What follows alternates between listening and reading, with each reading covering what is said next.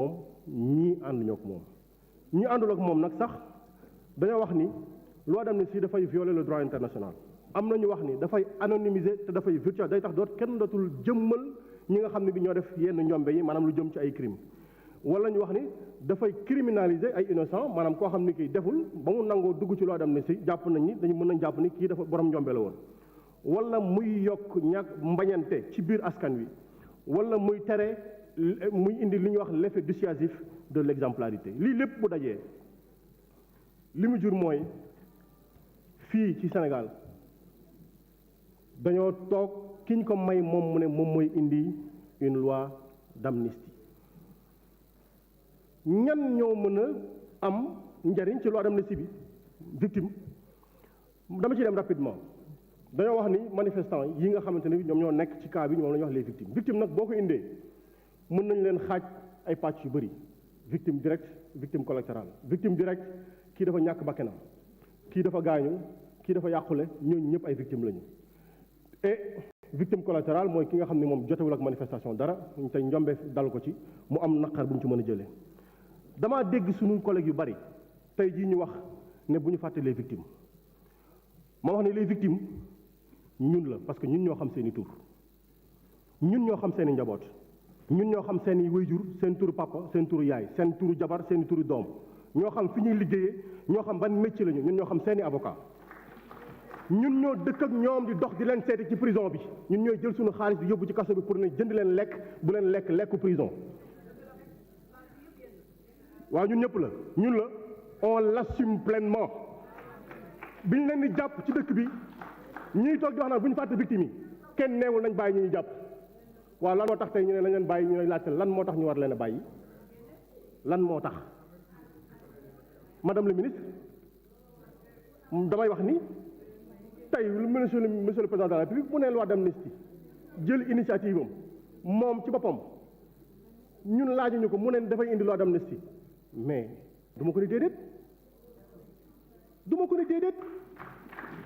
ndax moom la ko constitution may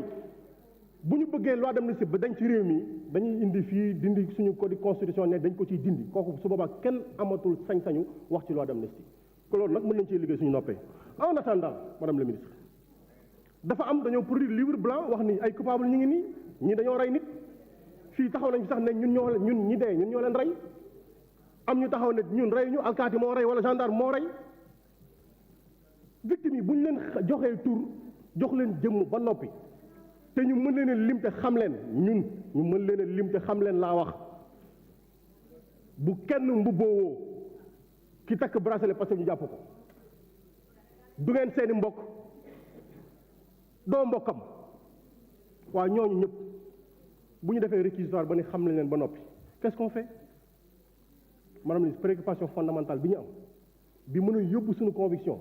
mooy ñu wax ñu ndax ki yor ngànnaay ak boor bu mu mën ci bokk Birame Souleye bu yoree ngànnaay ñu gis ni yor na ngànnaay loi d'amnistie bi ndax day muccal Birame Souleye waaw wala déet mooy suñu préoccupation fondamentale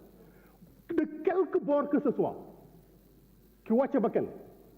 ku torturé ku def acte dégradant suñu question mooy ndax loi bi ni muy mëdde li ñaaw téléphone yooyu ba tax ne nañ jubóo day mëdd seen jëf yooyu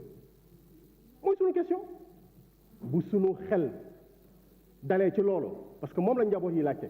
moom la mbokk yi laajte moom la mbedd mi laajte moom la avocat yi laajte moom la experts yi laajte ñenn ñi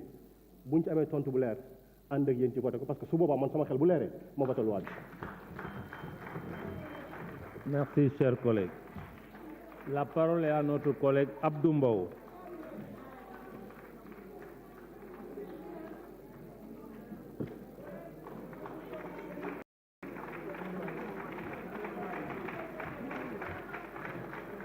Merci, Monsieur le Président, Madame le ministre, Monsieur les ministres, Madame, Monsieur les collaborateurs des ministres, mes chers collègues. Monsieur le Président, l'amnistie est une modalité de régulation sociale et politique par la concertation, le dialogue pour la formulation d'une décision collective. À l'origine, elle signifie oubli. C'est un acte public solennel et collectif par lequel les fautes d'une période sont pardonnés au nom des intérêts supérieurs de la nation avide de cohésion. C'est une pratique connue de toutes les sociétés du monde et de tous les types de régimes depuis l'Antiquité, je l'ai dit en commission. Et je rappelle que c'est en 405 avant Jésus-Christ qu'on a vu le premier décret de l'amnistie à Athènes. Lors de la Révolution française de 1789, une loi d'amnistie avait absous les révolutionnaires et les contre-révolutionnaires. Au lendemain de la Deuxième Guerre mondiale, les nazis en Allemagne ont été amnistiés. Quelqu'un me disait que oui, ils n'ont pas été jugés. Je l'ai rappelé en me disant qu'il a parlé du tribunal de Nuremberg. C'est après qu'on a amnistié les nazis, oui. Mais après la révolution de 1789, c'est en plein procès qu'on a voté une loi d'amnistie. Et interroger les lois d'amnistie qui ont été votées ici au Sénégal, qu'est-ce qui est plus dangereux d'être un séparatiste, n'est que rebelle? Et pourtant, on a voté une loi d'amnistie ici. Où étiez-vous? Vous savez, c'est pour vous dire que pour avancer, les nations ont besoin de pardonner pour se réconcilier avec elles-mêmes. Et c'est dans cette indispensable trajectoire historique que se situe la grande et salutaire décision de Monsieur le Président de la République, son Excellence Macky Sall. Sama gaay waa ex-Pastef ñëpp xam nañ ne duñ samay xarit faraluma leen bugguma ngeen gañe dara ci réew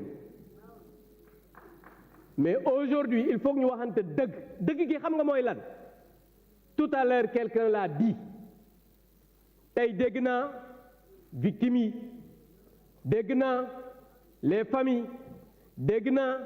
ñi nga xam ne rey nañ leen mu am ay avocats yu bari ñoo xam ne nag seeni avocat lañ tey ji yu bees tàq bees pul yu ñu dajee ci paquet mais jamais musuma leen gis ñu taxaw fii ne ki ñu rey ki dem kaso wala yóbbul nañ ko añ wala yóbbul nañ ko reer ñun musuñu koo wax parce que amuñu ci et on l'assume. Certains de l'ex-Pastef c'est vrai am na ay bandits ay brigands loolu moom xam naa ne am na ci mais aujourd'hui il faut qu'on se dise la vérité c'est quoi suñu waxantee dëgg mooy ñii bëgguñu compétition parce que dañoo ragal ñun ku ñu xam-xam ne bëgg bëre bañ bëre lii bañ mooy Ousmane Sonko bokk élection lii bañ mooy Karim bokk élection parce que xam nañ ne ñooñu bu ñu bokkee élection 2% sax duñ ko am xam nga wax ji lan la affaire bu do affaire élection on est dans un pays qui a besoin du pardon. Le président de la République son excellence Macky Sall a dit que man li ma soxal ci réew mi mooy defuma un troisième mandat yokkuma sama mandat. J'ai réalisé énormément de choses dans ce pays. J'ai travaillé à ce que les Sénégalais mën a nekk benn fexe naa këri diine yi nga xam ne ñoo nekk ci réew mi fu ci nekk ñu am foo xam ne dinañ fa jaamoo yàlla ci wàllu jàngu mi ak ñi nga xam ne ay kilifa diine lañ li ma soxla nag mooy réew mu dal réew moo xam ne nit ñi dañoo dajaloo réew moo xam ne dañoo réconcilier wu ba nga xamante ni su ma demee Sénégal dinaa ko bàyyi ci dal ba ki nga xam ne moom mooy ñëw madame le ministre l'avait dit parce que monsieur le président mooy góor googu nga xam ne ku ko yëngal du bouger donc je pense que li mu soxla mooy kii ñëw ak ku mu mënti doon na doon koo xamante ni dina fekk réew mu dal réew moo xam ne dañoo dajaloo nekk benn